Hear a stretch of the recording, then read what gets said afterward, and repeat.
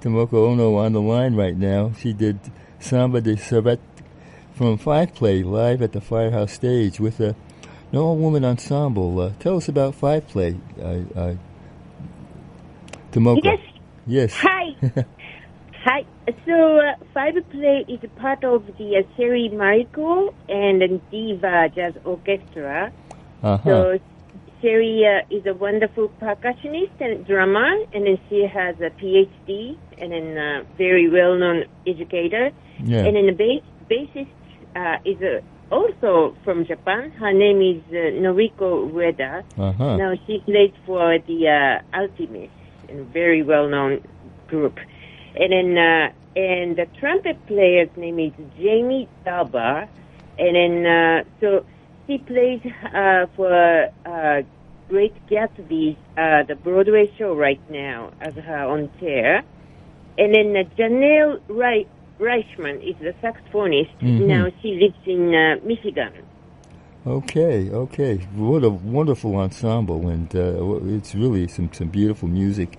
So tell us how you started playing the piano, and then how you hooked it. You're playing to jazz and samba and tango and everything that you include in your performances. How'd you get started?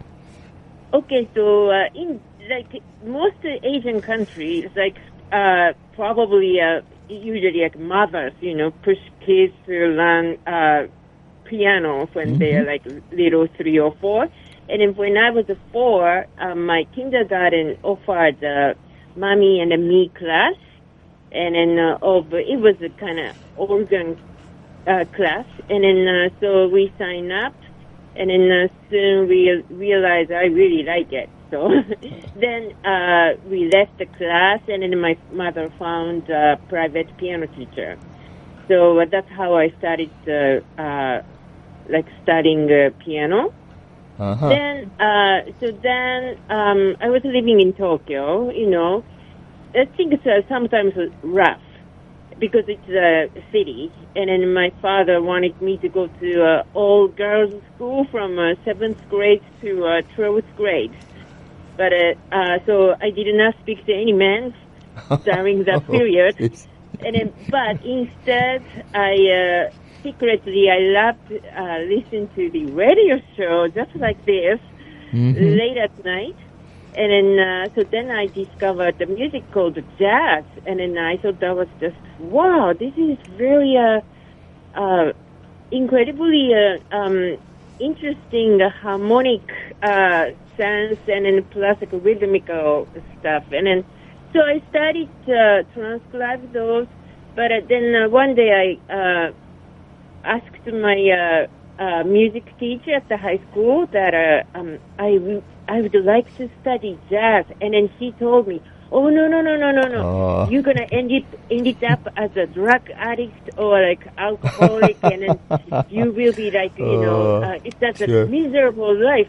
Why you have to go that way?" And yada. Anyway, so then I was okay. So then I'm good. I was so good at pretending as a good student. So then I was like, I have to get out from here.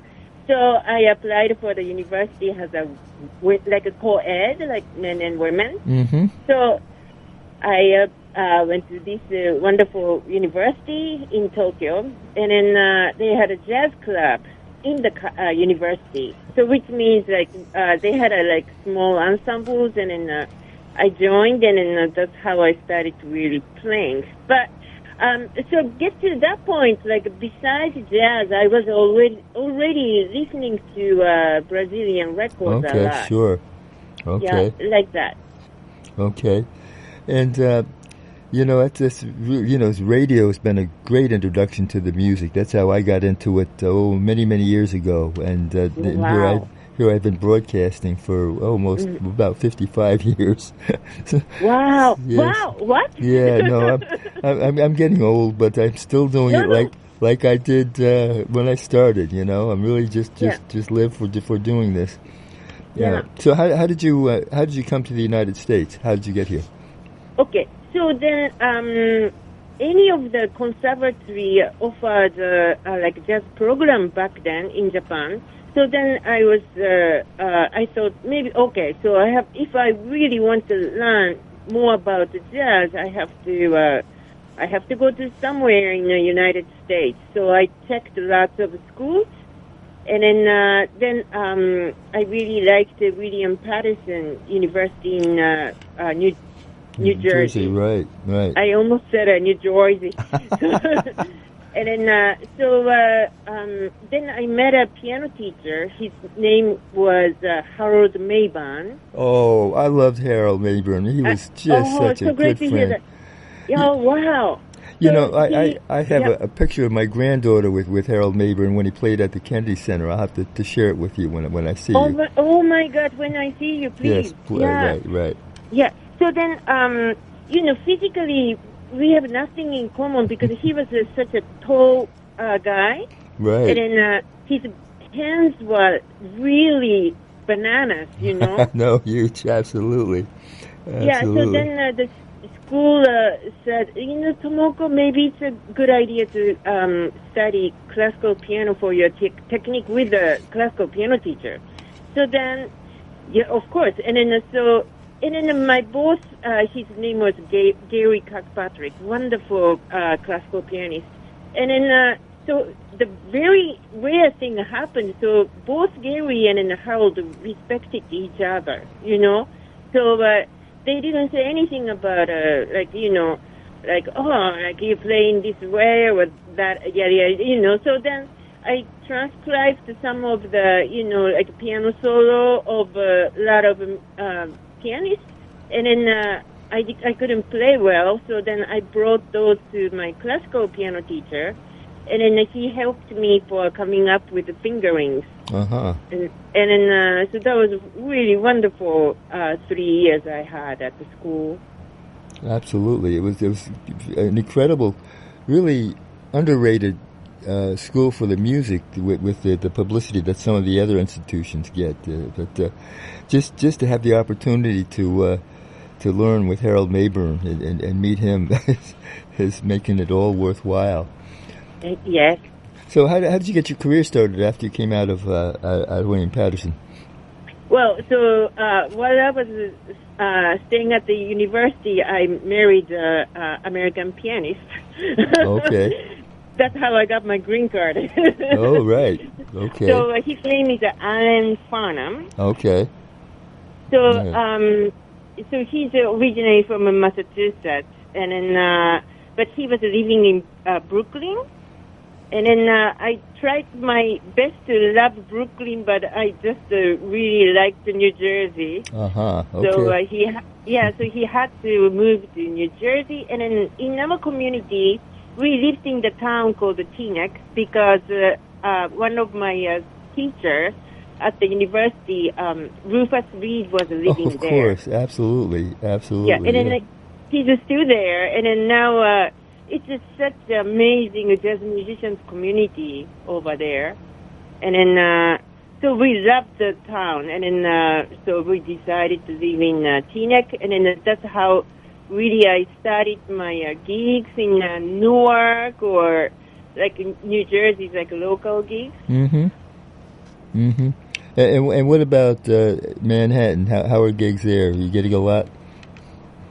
Back then. Uh-huh. Well, I was so afraid to go to Manhattan, kind of, because it doesn't seem like so safe to compare to Tokyo. And then I didn't go so much. I never really, went to like jam sessions and stuff like late night things. And then my husband wasn't really encouraging me to do that, so for the security reason, and because I just looked stupidly young, like I looked like a child, so and then I thought, yeah, maybe it's not a good idea, but then so gradually I started to get a call for restaurant gigs in like northern New York. There's a really nice area called Westchester County. Sure. And so, but then that's how I met Noriko, the wonderful bassist. Mm-hmm. And then so then after that, word of mouth, like they recommended me for this gig and that gig, and then I ended up in Diva Jazz Orchestra. Sure, absolutely, and I remember absolutely. Yeah, I grew up in Connecticut and made my way through Westchester County down into Manhattan a lot to hear music before I came to Washington D.C. Yeah. Well, I have a gig in Connecticut tomorrow and Sunday, so Connecticut's been really nice to me. Good. That's good to hear.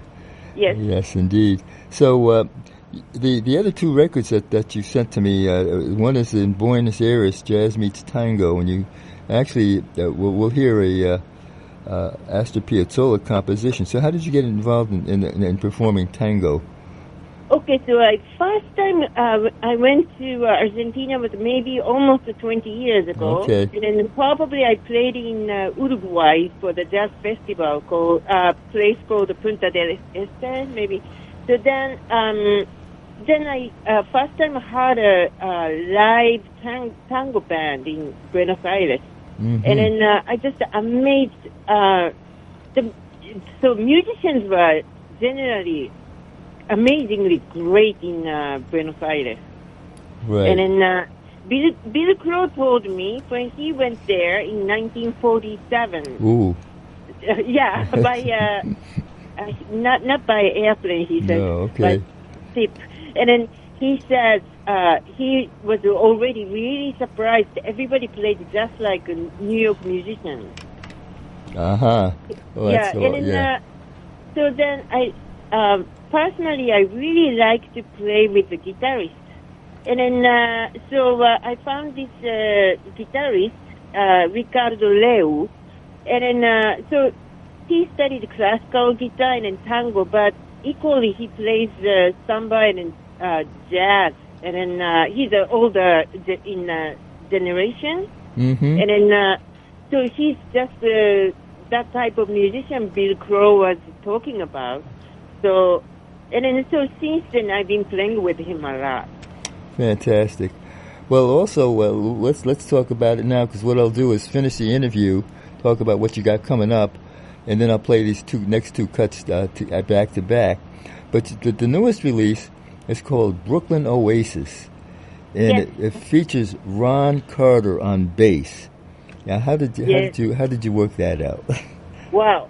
No, I thought that was like a joke, because my old friend, the drummer, Ken Stereo, so he wrote to me and said, Tomoko, we're going to record with Ron Carter next time. And then I was like, ha, ha, ha, keep dreaming, Right. And then, are you going crazy? And then, no, I'm serious. And then I really didn't believe about it, And then, so then finally he said, actually, this is real, and I will show you the email from the management.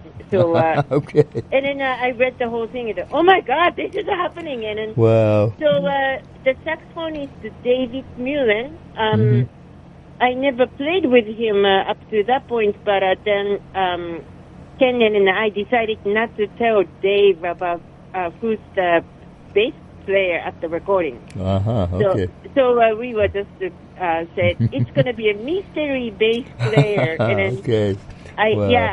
So David's face was just unbelievable. Well, I see. It's some of the other folks that you have worked with over the years include Wynton Marsalis, Joe Henderson, Slide Hampton, Claudio Roditi. So Houston person, along with you already mentioned Rufus Reid as your neighbor. So it's a pretty good company there. Yes, I'm very lucky.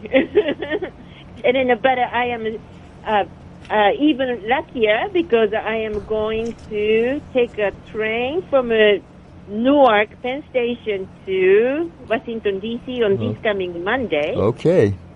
And then I am going to the place called, my I asked the AI, and then AI says pronunciation of this place is Decor Bacon. Mm-hmm.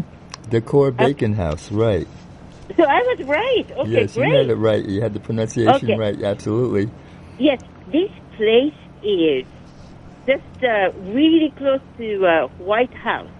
Yes. And then, which I don't think I ever been to White House. And then, but so So I will be playing there at this Dacor Bacon House from 7 p.m. on this coming Monday night. Well, and another solo piano concert. Absolutely. Well, really, you know, it's part of a series that has been going on for many years now, and I've interviewed just about all of the artists, and for information you can go to the website PianoJazz.com to find out further information about that. And then the tickets is available over there, so please visit this PianoJazz.com to purchase tickets to come to my concert, please. Fantastic. Well, Tomoko, it's been a delight talking with you. I have to do a public service announcement, and then I'm going to be playing your music from Brooklyn Oasis and the tango in Buenos Aires. And I really thank you for calling in tonight. Thank you so much for having me. It has been my pleasure.